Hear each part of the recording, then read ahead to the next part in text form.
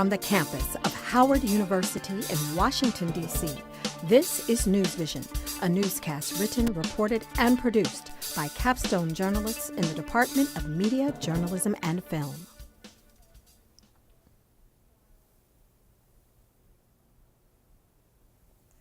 Good evening, I'm Bre'onna Richardson, bringing you excellence without excuse, Howard University's capstone course for broadcast journalism.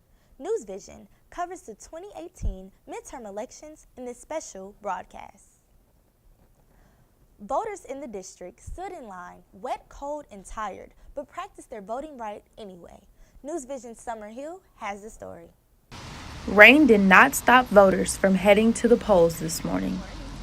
Polls at Banneker Community Recreation Center opened at 7 a.m., and voter Gretchen Noth was first in line. It's important to me more than ever because of the current administration, but it's also so important to me because I work in international development. I've worked in a lot of countries where they don't have the opportunity to do this, and I think it's such a special opportunity that not everyone has. I always prefer to vote, get it done first thing in the morning, just because you don't know what's going to happen in your day, and you don't want to end up with not enough time at the end of the day. Ward 1 residents are exercising their right to vote and making sure their voices are heard. In the district, the House of Representatives, Mayor, Chairman of Council, and Advisory Neighborhood Commissioner are up for grabs. Around America, campaigns have been very competitive with races that can make history, such as Stacey Abrams in Georgia and Andrew Gillum in Florida. Voters are making sure they show up to the polls. And I think we can look at the White House and understand exactly why it's important to vote. When we don't, we get what we got right now, and it's damaging to our country, it's damaging to the rest of the world, and it's really important. Not only did people die for the right for us to vote, but we see what happens when we don't. For NewsVision in Washington, D.C., I'm Sommer Hill. Ben Jealous, Stacey Abrams, and Andrew Gillum all have a chance to change history tonight. We will receive the results after polls close at 8 p.m. NewsVision reporter Evan Brooks is on set to tell us about his special experience in Montgomery County. Hi, Evan. Thanks, Bre'onna.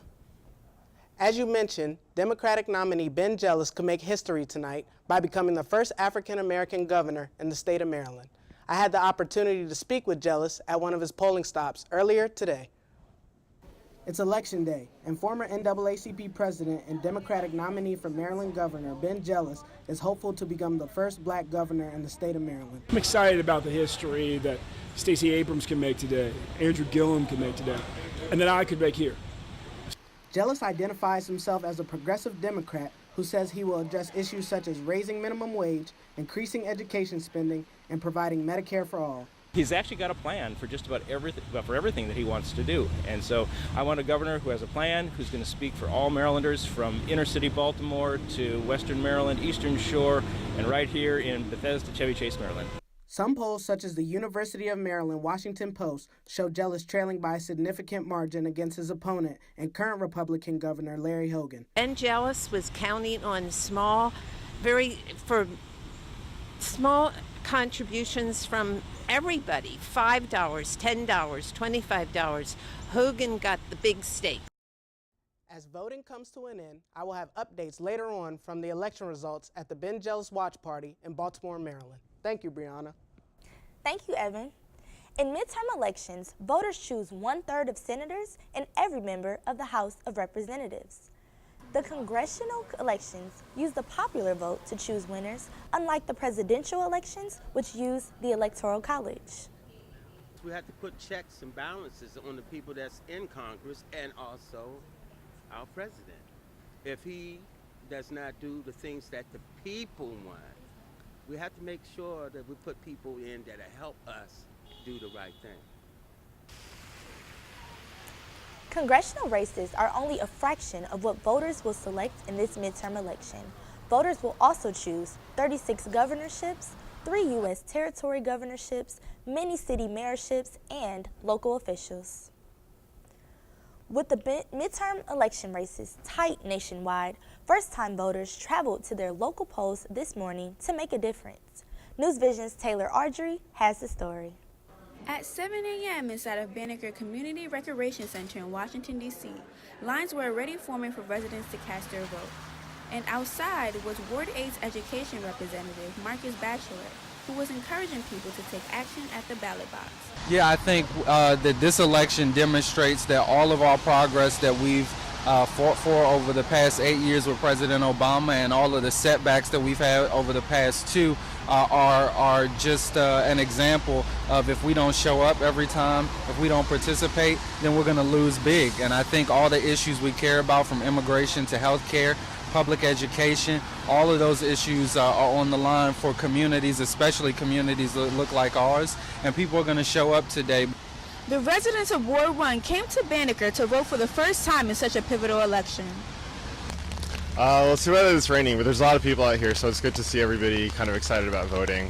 Voting is really important because I care about my community, and it's good to see everybody out here as well.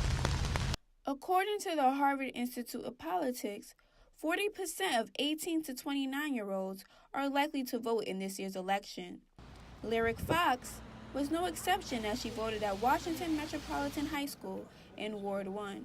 It's important for me to come out to the midterm election because every vote does count, whether you think it does or not. And it takes everybody's part to make something happen. For NewsVision, I'm Taylor Ardrey. The voter turnout for this year's election is at an all-time high. 38.8 million Americans voted in the elections compared to 27.4 million in 2014. When we come back from the break, we will learn about Black Republicans, disenfranchisement, and the opinions of voters. NewsVision, where you find out everything you need to know news-related. And this is how NewsVision reporters get excellence without excuse.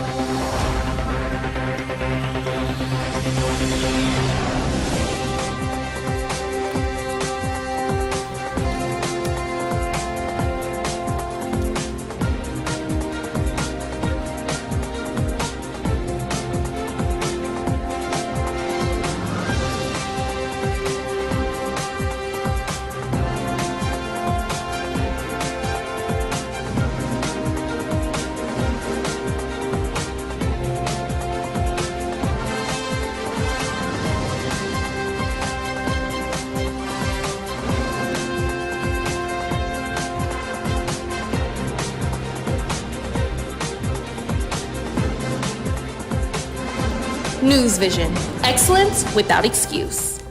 College students across the country prepare to exercise their right to vote. With many issues concerning millennials, voter participation is very important. NewsVision's Alicia Lee has the story. It's November 6th, Midterm Election Day, where American citizens across the country exercise their right to vote. College students are also taking part. In the last midterm election in 2014, young adults between the ages of 18 and 24 made up about 21% of the voting eligible population. However, only 17% actually casted a ballot. But this year, they're hoping for a change. Yeah, I absolutely voted. This is my first time voting, so I'm really excited. I voted absentee for Arizona, for our governor, and also for our senator, who's going to be the first woman senator in Arizona history. College students like Shavira are knowledgeable about the power they have in the voting process. I think that we have the power to literally change the entire election. I think that the reason for so long we've had politicians that we kind of view as not progressive and not thinking about us is because college kids for so long have really not voted. Voting means participation in my democracy. That's the most American thing you can do is to vote. To tell, the government what you want them to do and what you want them to do for you and your community and your families. Like Catholic University students, college students everywhere are voting or have sent in their absentee ballot, ready for their voices to be heard. For NewsVision, I'm Alicia Lee. This election year, in many cities, the millennial vote has already exceeded the turnout in 2014. Both the Democrats and the Republicans are trying to win the citizens' vote, and one particular vote that they are aiming to get is the minority vote. Although 65% of the Black community believe that race relations in America has gotten worse, one of my there are colleagues, those he's a who can Republican, still relate to the Republican and Party. I attended a couple of some of their party activities, events, and fundraisers, and so forth. and their views is so, how to say it, it's not known. A lot, let me say, not all, but a lot of their views and what they fight for is not really known. The only thing that's known is the negative. Around 87% of the black population are registered Democrats, while only 10 are Republicans. Everyone came out in the rain to cast their votes, whether they are Republicans or Democrats. With the elections in full swing, voting advocates are not only stressing voter turnout, but also access, as reports suggest that access to the ballot box is an increasing issue in this election cycle. NewsVision reporter Jenae Addison has the story. In Washington, D.C., residents gathered despite the rain, eager to cast their ballots. Many voting advocates are underscoring why it's important to come out and vote with purpose. A lot of times we talk about things not changing, but the right people have to have a seat at the table in order for those changes to be made. And if we don't play our part, which is voting to ensure that those people have a seat at the table, then essentially we won't see the change that we want to see. Restriction on voting is an issue that many groups have faced throughout history, but in the wake of the midterm elections, local communities are stressing the importance of having a voice and the power of the vote. I remember in 2004 in Ohio, they made it harder for areas with minorities to vote. They only put 1 voting machine, 2 voting machines in. I think those are the type of things that it takes a lot of heart and strength to basically look past that and keep fighting, because nothing's going to happen unless we continue to try to get people out there and vote and to actually use their voices. Across the country, there have been multiple reports of instances of voter suppression. According to the Election Assistance Commission, between the 2012 and 2016 elections, the number of physical polling places fell by nearly 3,000. One of the fundamental promises and liberties of this country is the right to vote and the right to persuade Congress to make policies in your favor. So I think nobody should be disenfranchised or stopped or prevented from exercising their rights. For Howard University NewsVision, I'm Jenae Addison. To find out more about voting rights, you can check out www.brennancenter.org. Residents in the district shared their thoughts with NewsVision journalists on what this election day means to them.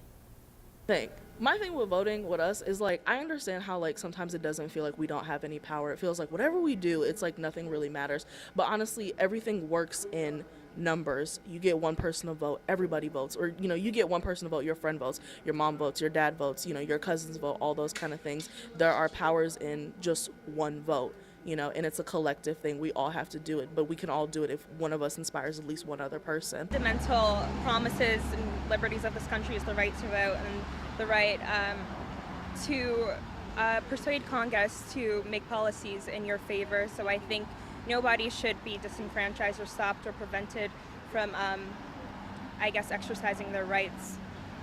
I think it depends. I think it depends on how much people participate in local government elections. I think it's much harder to find information about the local challengers and incumbents and sort of their record. And so I think it matters more, but I think it takes that much more to be able to participate and really be educated about what the candidates stand for. So I hope we can find more and innovative ways to get that information out to voters in the coming future. And as I sat there in our living room looking out the window, feeling, cozy and safe, I'm like, I gotta go canvass because this is very important to guarantee my, the future, right? And safety and democracy. And Thank you for joining us on our newscast with Howard University's NewsVision Capstone class. We hope you've been updated with this year's midterm elections, and more importantly, you've exercised your constitutional right that our ancestors fought for. As always, excellence without excuse. I'm Brianna Richardson. Have a nice night.